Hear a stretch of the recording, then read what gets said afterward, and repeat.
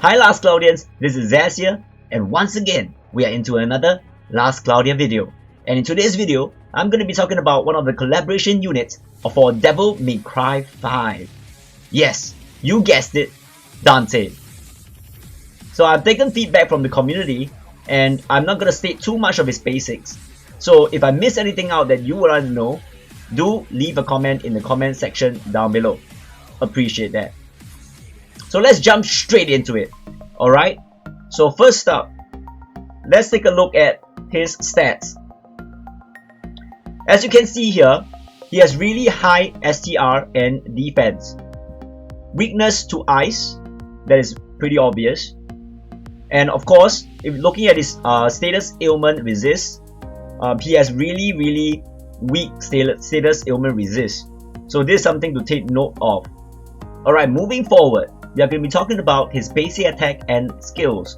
So for his basic attack, it is 3 hits. So 6 hits if you dual wield.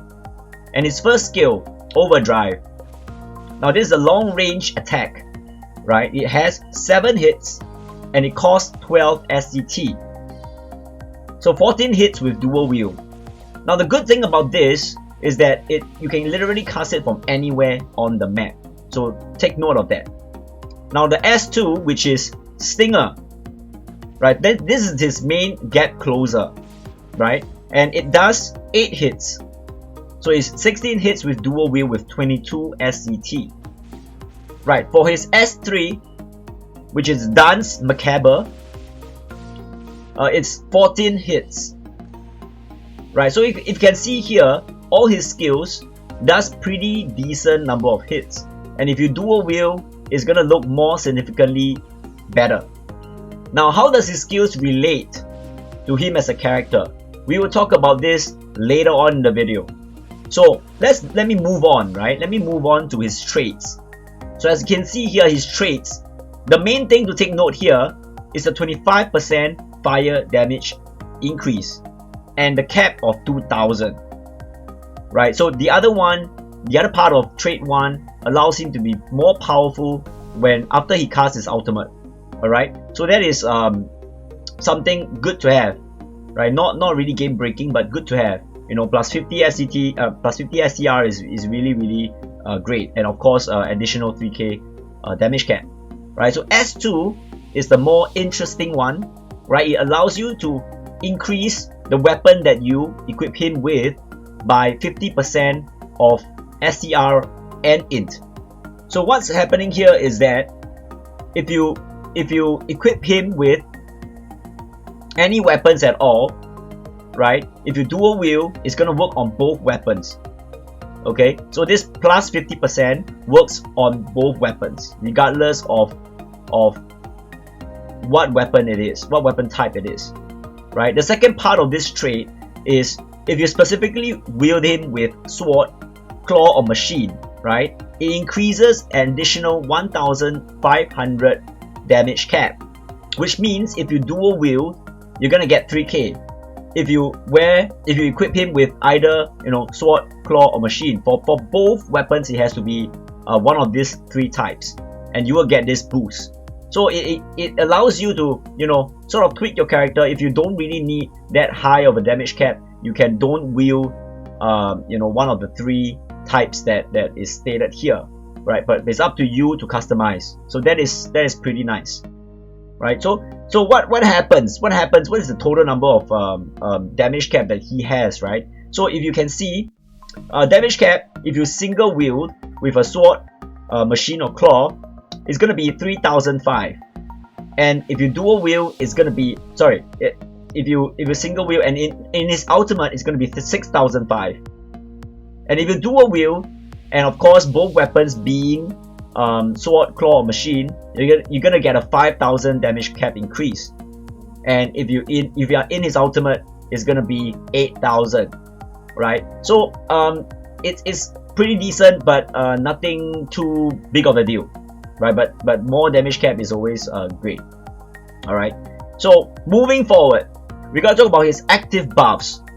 As you can see here, 3 active buffs on the top: Trickster style, Swordsman style, and Royal Guard style. So let's talk about trickster style first. So he gets 15% recovery, right? And his movement speed increases, and he has chance to avoid physical attacks. This is definitely one of the most commonly usable style that I can see being used by most people, right? In normal like arena or standard stages, right? So this is definitely very, very nice. Next we have swordsman style, right? This specifically, I feel, is more towards boss fights.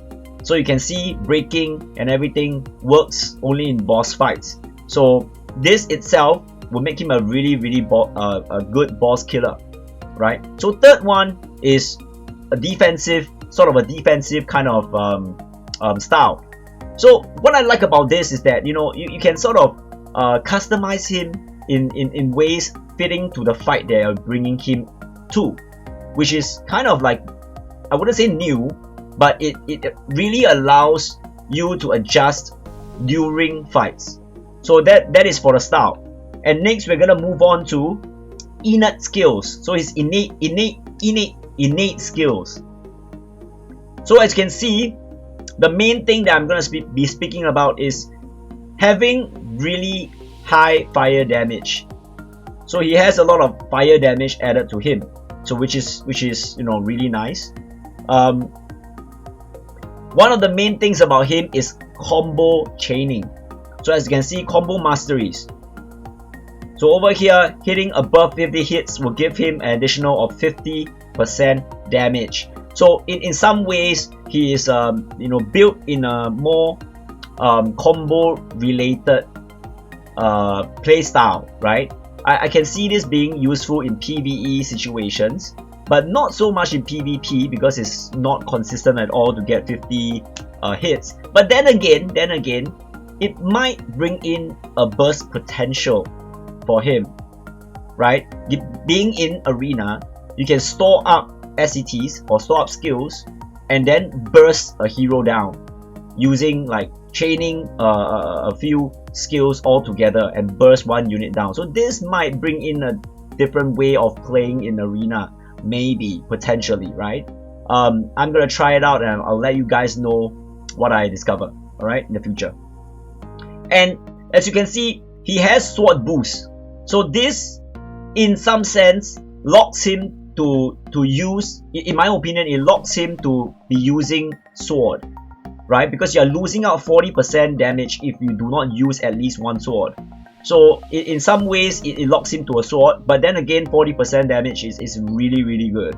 So that is something to take note of, alright? So next we have him being a boss killer, right? We have breakers and break boost and chance drive, you know, all these are like meant for him to be doing very well, you know, even with the sword master style, really, really well with boss fights.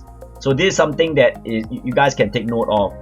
Now last but not least, charge shot, right? This is like a mini sharp eyes, okay? So what is interesting about this skill is that it's two parts to it. One is that it's like a piercing, it has piercing effect, which reduces chance to reduce enemies defense, and also at the same time, I think this might be a typo. It might not be a chance to proc the sharp eyes mechanic, right? Because in my testing, I did, you know, a number of tests. I've not seen it not proc at all. So let me know if I'm wrong about this, right? So that is really nice to have sort of two skills in one. And how this works out is that it's probably not gonna be very efficient if you were to put sharp eyes together with him in long fights, right? Short fights, yes, of course. In arena, it might, you know, you might need a lot of MP regen to really make use of both, you know. Like at this point of time, you might want to take note for that. But if you can find a way to fit in sharp eyes with charge shot, then it can potentially bring up his damage to a pretty big amount. So this is something that you know, MP management might be a thing that you guys want to be taking note of. Okay. All right. So last but not least, right? If you notice here, he has no crit. That's right. no crit and no crit enhancement skills at all. So what it potentially can mean is that, are we gonna, be able to build a unit without crit? What do you guys think? Alright, after going through all these, right, what does it mean? So let me give you guys a summary of Dante in a sense. First up, he is a big damage dealer for fire damage with high amount of hits. So he has, his second trait stacks in dual wield. So it potentially increases his maximum damage cap, and of course making him have more STR.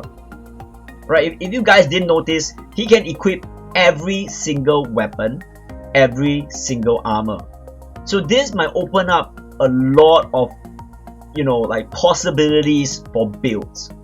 So I'm gonna be testing and trying things out, with Dante in regards to that. But it really opens up a lot of choices. So I think we really I'll need some time before I can, sort of come up with some builds for him. Right? Do stay tuned for that in future videos. Alright.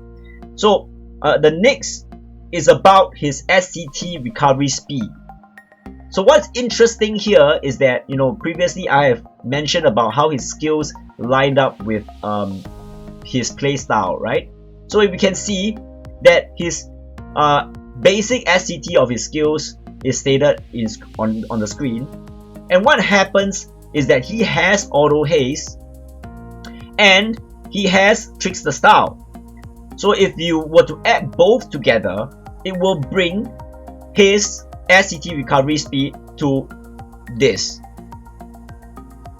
So meaning S1 is only 8 SCT, S2 is 16, and S3 is 22. That's pretty decent, right? Pretty decent. So realistically, if you're fighting in a normal fight, this is the actual SCT that he will be, you will be feeling that he's at. So I think it's pretty nice that the SCT overall is much quicker than I would say most units in some sense. And if you possibly you can add in other things to further bring those numbers down. We are going to talk about his skill animations. So first things first, his for S1, which you can cast it from anywhere on the map, makes it really useful in a couple of scenarios, right? Like first scenario, obviously, if the enemy is really far away and you wanna kill it off. Yeah, I couldn't find the word. If you want to kill it off, right, you can snipe it with S1. So that is one of the ways to look at it. Second thing is that he is gonna be of safe distance. So meaning to say, he can still damage people without being up close and personal, right? So that is something that's really nice for S1. And if you talk about S2, is of course a gap closer, which will get your hits in the enemy anyways. So that's for that. And S3, if you notice it clearly, if you look at it close enough, you're gonna see that he has a little dash, so that dash itself might be really critical to stop to stop your opponents from attacking you first, which is very crucial in, for example, PvP, right? So all three skills added together makes him a very safe unit to be using, right? He has a lot of ways to not get engaged first, while he's the one engaging on the opponent. So I think this is something that you guys can take note of, which I think that it might make a big difference in how people can rate him as a character, right? So that is for his sort of overall strengths. And let's move on to weaknesses, right? Basically, weakness against ice, right? Simple as that. He has no crit, so no proc force heals. Sorry about that. And last but not least, he has weakness to his ailment resistance. This is something that is probably, like one of the most stacking weakness that he has. Like he's weak to stun, he's weak to curse, which both might potentially stop him from being useful, right? So leave a comment in the comment section down below. How will you be building your Dante? And how do you think Dante actually fits into this current meta right now? Alright, love to hear your opinions. So this is it, guys. Thank you all for watching. Please like the video if you found this information informative. And of course, subscribe to the channel for more Last Cloudia content. Take care everyone, this is Zaz here and I'm signing out.